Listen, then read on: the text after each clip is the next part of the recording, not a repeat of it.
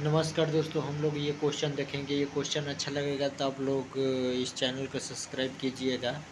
अगर आप नए आए हैं तो इस चैनल को सब्सक्राइब कीजिए। अब चलते हैं, अपना को कह रहा है कि विश्व की सबसे बड़ी ताजे पानी की झील।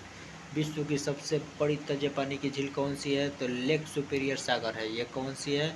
तो ये लेक सुपीरियर सागर है। ये लेक सुपीरियर सागर हो जाएगा। विश्व की सबसे बड़ी ताज़ा पानी की झील लेक सुपीरियर ज़रूर। उसके बाद से दक्षिण दक्षिण अमेरिका का वह क्षेत्र, दक्षिण अमेरिका का वह कौन सा नगर है जो अपनी चौड़ी सड़कों के कारण अमेरिका का पेरिस कहा जाता है? अमेरिका का पेरिस किसको कहा जाता है? तो रियो डी जनेरिया को कहा जाता है। रियो डी जनेरिया को अमेरिका का पेरिस कहा जाता है। उसके बाद से आगे चलेंगे। आगे कह रहा है कि प्रवाल द्वारा निर्मित ग्रेट बैरियर रीफ किस तट पर स्थित है? किस तट के समीप स्थित है? तो क्वींसलैंड के समीप स्थित है। ये क्वेश्चन अच्छा लग रहा है तो इस चैनल को सब्सक्राइब कीजिएगा। हम चलते हैं अपने क्वेश्चन की तरफ।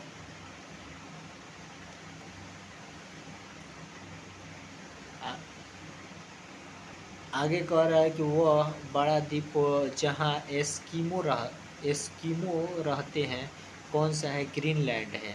वह बड़ा द्वीप जहाँ एस्किमो रहते हैं ग्रीनलैंड है। वो कौन सा है? ये ग्रीनलैंड है। ये ग्रीनलैंड है। आगे आगे देखिए। कह रहा है कि अंटार्कटिक महासागर और प्रशांत महासागर को जोड़ने वाली जल डमरू है तो ये बेरिंग जल डमरू है। उसके बाद से विश्व में सबसे अधिक लवणीय सागर झील है तो लेक वान झील है। ये क्या है? ये लेक वान झील है। ओजोन निक्षेपण क्षीणता का प्रत्यक्ष प्रभाव है तो ये किसका प्रत्यक्ष प्रभाव है? ये वायु की। ये किसका है? तो ये वायु का प्रत्यक्ष प्रभाव है। उसके बाद से कह रहा है कि ओजोन निक्षेपण क्षीणता का प्रत्यक्ष प्रभाव है ये जलवायु का। ये किसका है? जलवायु का। उसके बाद कह रहा है कि हवा, जल, मिट्टी और सेल निर्मित जैव पदार्थों की औसत ऊंचाई कितना होता है? तो ये 30 सेंटीमीटर। उसके बाद से आगे देखिए। आगे देखेंगे हम लोग। कह रहा है कि क्वेश्चन मानव द्वारा बनाए गए उपग्रह स्थापित होते हैं। मानव द्वारा बनाया गया वो स्थापित उपग्रह होते हैं तो एक्सोस्फीयर में। ये एक्सोस्फीयर में क्या होते हैं? स्थापित होते हैं। और किसका उपयोग मिट्टी की लवणता एवं क्षारीयता की समस्या का दीर्घकालीन हल है? तो ये जिप्सम का। ये किसका है? ये जिप्सम का। वो कह रहा है कि दिन और रात जिस कारण होते हैं वह क्या है? ये भू परिभ्रमण है। ये क्या है? भू परिभ्रमण है। उसके बाद से कह रहा है कि अप्रत्यक्ष और उच्च ज्वार उत्पन्न होने का कारण है पृथ्वी का अपकेंद्री बल।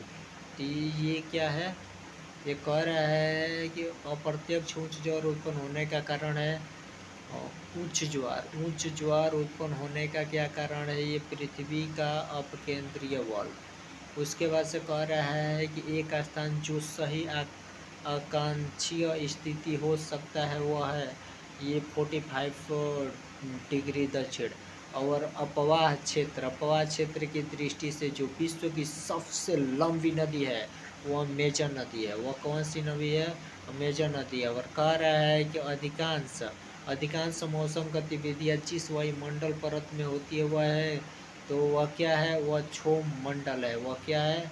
वह क्षोभ मंडल है। और कह रहा है कि क्वांटा मैदान जिस देश में है वह जापान में है। का वह जापान हो जाएगा। उसके बाद से कह रहे हैं कि उत्तरी अटलांटिक प्रवाह द्वारा सर्वाधिक लाभान्वित होने वाला देश है तो ये नॉर्वे हो जाएगा। आगे चलते हैं। आगे कह रहा है कि काला सागर में गिरने वाली नदी है निपर और कलिस्टर। ये क्या है? निपर और कलिस्टर। ये क्या हो जाएगा? निपर और कलिस्टर है। और कह रहा है कि आंतरिक सागर है ये कैस्पियन सागर आंतरिक सागर है। और जुलू एक जाति है जिसका संबंध जिससे है दक्षिण अफ्रीका से है। उसके बाद से कह रहा है कि विज्ञान के किस क्षेत्र में वाइट डवार्फ के बारे में सीखे तो ये क्या हो जाएगा, ये खगोल शास्त्री हो जाएगा। और कह रहा है कि विश्व में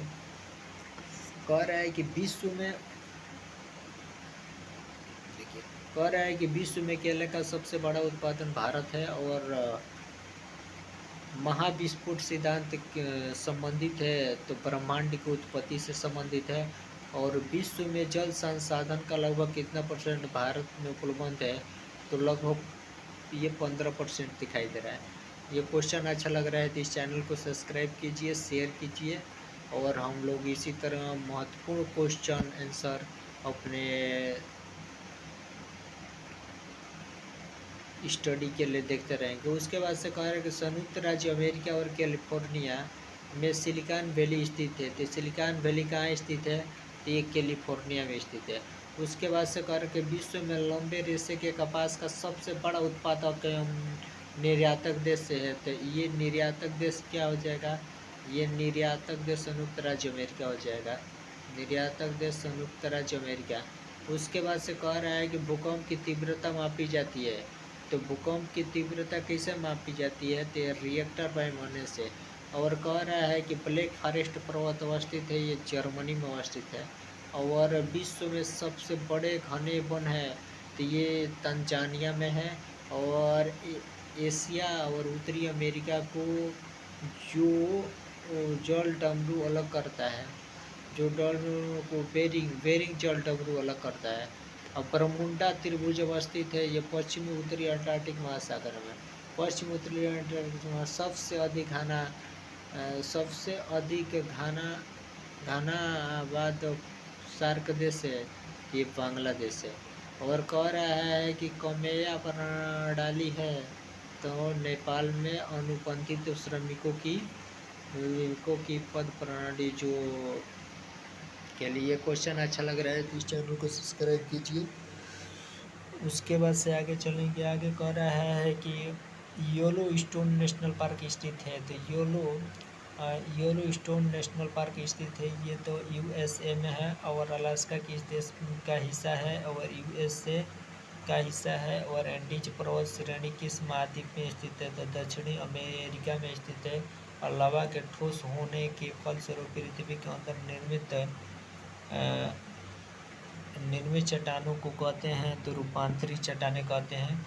और कह रहा है कि अल्पास पर्वत की श्रेणी में किस देश का हिस्सा नहीं है, तो ये किस देश का हिस्सा नहीं है, तो ये उत्तरी अमेरिका महाद्वीप का हिस्सा नहीं है।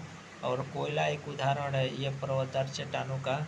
और पृथ्वी के अंदर पिघले पदार्थ को क्या कहते हैं, ऑक्सीडियन। और विश्व का सबसे बड़ा पोताश्रय है लंदन। और सदाबहार वर्षावन पाए जाते हैं ब्राज़ील में। और जब दिन और रात की अवधि बराबर होती है तो क्या कहते हैं उसे, सूर्य की किरणें पड़ती है। जब दिन और रात की अवधि बराबर होती है तो सूर्य की किरणें सीधी पड़ती है वो मध्य सागर पर। और कह रहा है कि किस महासागर का जल सबसे अधिक खारा है, तो मृत सागर का जल। और उसके बाद से कह रहा है कि किस सागर का जल सबसे अधिक है, तो मृत सागर का जल।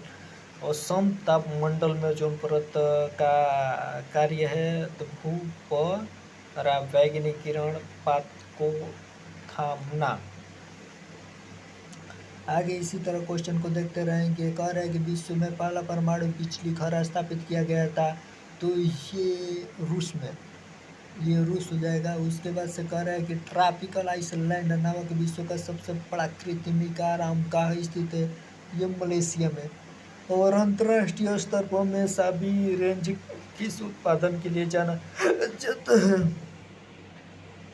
लो अयस्क के लिए। और शून्य अंश अक्षांश तथा शून्य अंश देशांतर अवस्थित है तो अटलांटिक महासागर में। ये कहाँ है, ये अटलांटिक महासागर में स्थित है।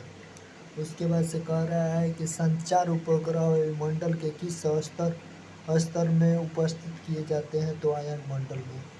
उसके बाद इसी तरह आगे बढ़ते वे दो उपग्रह जिनके उपग्रह नहीं है, तो बुध और शुक्र के कोई भी उपग्रह नहीं है, बुध और शुक्र के कोई भी उपग्रह। मॉरिशस में पाए जाने वाला कौन सपक्षी मानव के अंधाधुंध शिकार के कारण 17वीं शताब्दी से लुप्त हो गया डोडो। और रिएक्टर पैमाने का उपयोग होता है तो ये भूकंप मापने में। ठीक, उसके बाद से आगे इसी तरह चलेंगे। आगे क्वेश्चन अच्छा लगा तो चैनल